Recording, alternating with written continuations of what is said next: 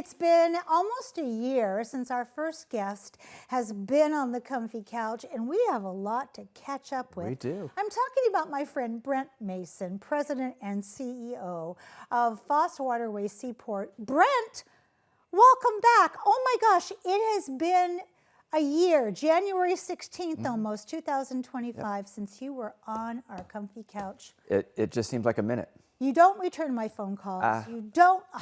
It's called ghosting, right? Yeah, I think in the modern day language, you've ghosted me. Yep. So for people perhaps who hear the phrase Foss Waterway Seaport and feel ghosted and don't know what it's about, what is this magnificent organization about and what does it do? Well, Foss Waterway Seaport, I think the biggest, best thing that I can tell is that we live in a 125-year-old building.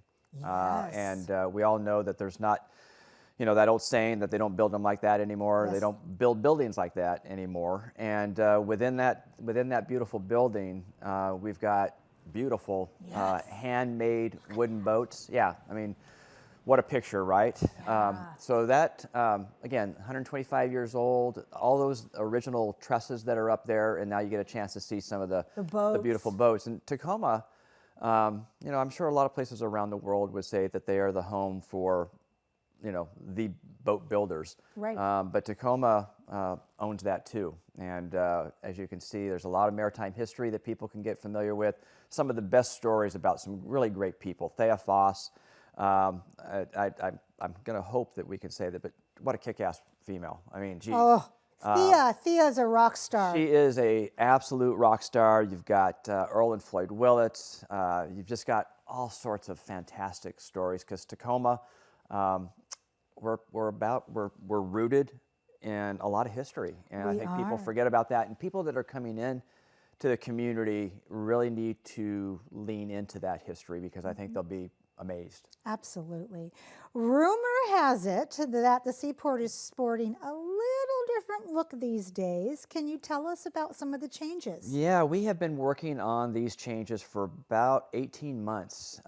So we talked about it, kind of earlier off air, and it's a little bit like when you do a construction project at home. God, yeah, I'm laughing. And those of us that have partners and so forth, we know that's the biggest test of relationships.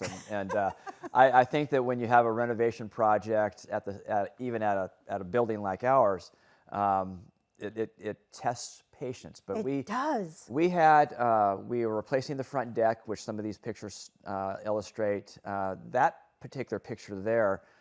If anybody knows the area, they know that they've got to go downstairs, walk through a parking lot, and then up a ramp to be able to get to the other side of the Esplanade. We have now constructed a 30-foot bridge where folks, wheelchairs especially, jogging strollers, mobility devices, runners, walkers, whatever it might be, can now go straight across, not have to go through the parking lot. And we call it, the big term for us is connectivity. I love that. We are all about waterfront connectivity. You have lowered the barriers, man. You have made this fully accessible in so many ways it wasn't before. Well, and to kind of spin off of that, in addition to being able to lower those barriers and be more accessible and inclusive,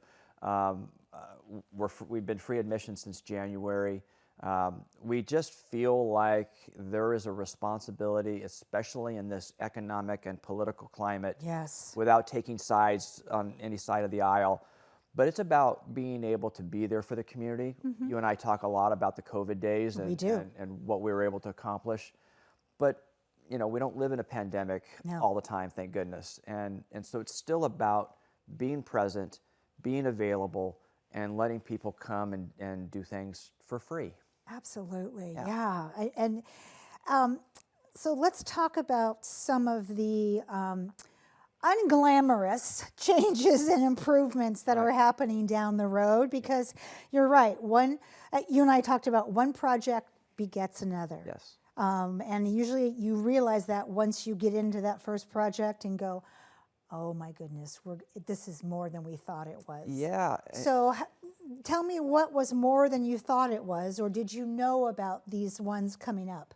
Well, I think, in all honesty, didn't know the impact of the projects. Right. Knew they needed to be done. Right.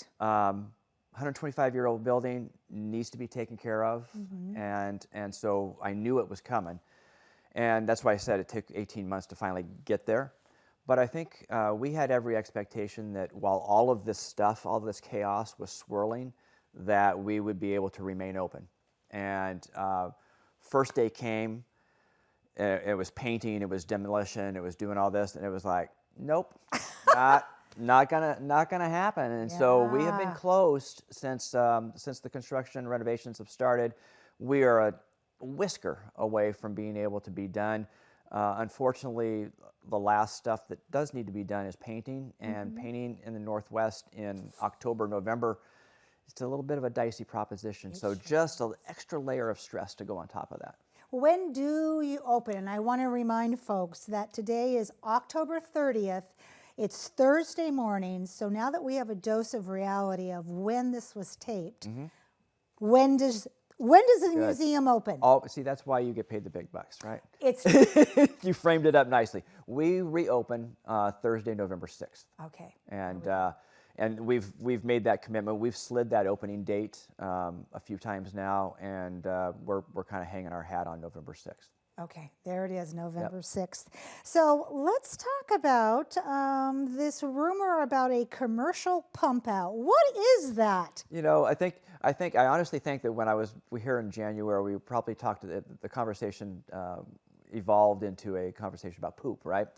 And I think it did. yes, and so I think this is something that some of your guests that are to follow me can even relate to, because I think nonprofits these days, in order to be able to do what we do, need to find and develop additional revenue streams. We have to operate a nonprofit like a small business. Okay. And this is part of that. So we are converting one of our recreation pump outs into a commercial pump out, which will then serve places like Foss Tug, Crowley Tug. Nice. It'll serve the smaller tug The companies. big ones. Right, and it'll keep them from literally, figuratively doing their business out in Commencement Bay. So we've got that. We've just signed a 10-year agreement with American Cruise Line. Congratulations. It is a cool thing. ACL has been visiting Tacoma. Well, I'm going on 6 years for probably. There's a picture of the constellation. Beautiful. She's beautiful. She is gorgeous. It's smaller. So if people are thinking Disney cruise, Princess cruise, this is not it. These boats, these ships specifically are built the way they are so that they can traverse the Columbia River, Alaska. Nice. They go down the Mississippi River. They go down the eastern seaboard. They're small and nimble. So they will be calling Tacoma their port of origin. I love that. Which means 42 cruises every spring and summer. All right. So yeah, I want pictures. Yeah, it's awesome. And so last 30 seconds, I want you to tell me about Cider Sails. Yep, super excited about that. We have Chowder Social in the spring, which I think the community is very much plugged into. But we wanted to do something in the fall, and so being a cider lover, we've come up with Ciders Sails. We've got 30 cideries from all over Washington State that will be on hand. Tickets, I think, are dirt cheap at $50 and $35 for designated drivers, and it's designed to be a fundraiser, but it's also, we're using our venue and this opportunity to really shine a spotlight on the cider industry. Yes. So, with that being said, we've been showing the website below that handsome face this whole time, where people can go to get all the information you just talked about and even more information. Thank you for being here today. Thank you, always. I always enjoy you. Ditto. And I want you back sooner than later. It's a date. All right. We have much more to come on Cityline. Don't go away. We'll be right back.